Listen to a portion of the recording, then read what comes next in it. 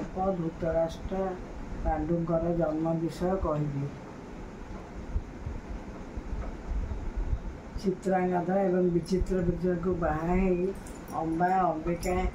ଅମ୍ବିକା ଏବଂ ଅମ୍ବାଳିକା ବହୁତ ଖୁସିରେ ରହିଲେ। ଅମ୍ବା ତ ଆତ୍ମହତ୍ୟା କଲେ। କିଛି ଦିନ ପରେ ବିଚିତ୍ରବୀର୍ଯ୍ୟ ଏବଂ ଚିତ୍ରାଙ୍ଗଦ ଯୁଦ୍ଧ କରୁ କରୁ ସେମାନେ ଯୁଦ୍ଧରେ ପ୍ରାଣତ୍ୟାଗ କଲେ। ସେମାନେ ମରିବା ପରେ ସତ୍ୟବତୀ ବହୁତ ଚିନ୍ତାରେ ପଡ଼ିଗଲେ। କେମିତି କରିବେ, କ'ଣ କରିବେ? ଦି ପୁଅ ଯାକ ଏକା ସାଙ୍ଗରେ ଚାଲିଗଲେ। ତେଣୁ ସେ ଭୀଷ୍ମଙ୍କୁ କହିଲେ। ଭୀଷ୍ମ କହିଲେ, ଆପଣ ରାଜଗାଦି ବୁଝନ୍ତୁ, ଆଉ ଯାହା କରିବା। କିନ୍ତୁ ବଂଶ ନଷ୍ଟ ହୋଇଯିବ ବୋଲି ସତ୍ୟବତୀ ଚିନ୍ତିତ ରହିଲେ। ସେ ଭାବିଲେ କିପରି ବଂଶ ରକ୍ଷା ହେବ। ଭୀଷ୍ମଙ୍କ ସାଙ୍ଗେ କଥା ହୋଇ ସେ ତାଙ୍କର ପୁଅ ଋଷି ବ୍ୟାସଙ୍କୁ ଡକେଇଲେ। ସେତେବେଳେ ସ୍ମରଣ କଲେ ସାଙ୍ଗେ ସାଙ୍ଗେ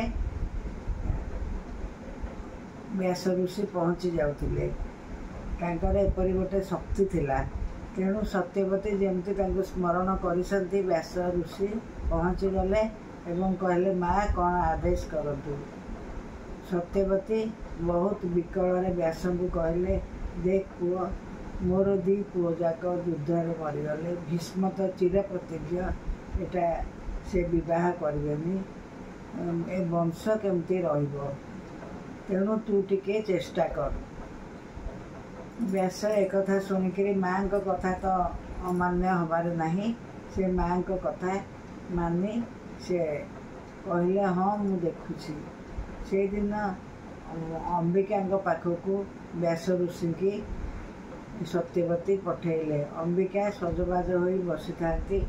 କିନ୍ତୁ ବ୍ୟାସଙ୍କର ବିକଟାଳ ରୂପ ଦେଖି ତାଙ୍କର ଆଖି ଦୁଇଟା ଡରରେ ବନ୍ଦ କରିଦେଲେ।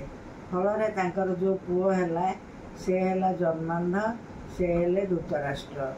ଏକଥା ଦେଖିରି ସତ୍ୟବତୀ ଫେର ଚିନ୍ତାରେ ପଡ଼ିଲେ ଏବଂ ତା ପରଦିନ ଅମ୍ବାଳିକା ପାଖକୁ ବ୍ୟାସ ଋଷିଙ୍କି ପଠାଇଲେ।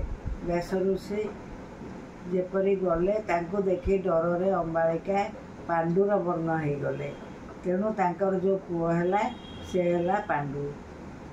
ଦି ପୁଅ ଯାକ ଏମିତି ହେଲେ। ସତ୍ୟବତୀ ବହୁତ ଚିନ୍ତା କଲେ ଏବଂ ଅମ୍ବାଙ୍କୁ କହିଲେ, ଆଉ ଥରେ ତୁ ବ୍ୟାସଙ୍କ ପାଖକୁ ଯାଏ ଏବଂ ଆଉ ଗୋଟେ ସନ୍ତାନ ଉତ୍ପତ୍ତି କର।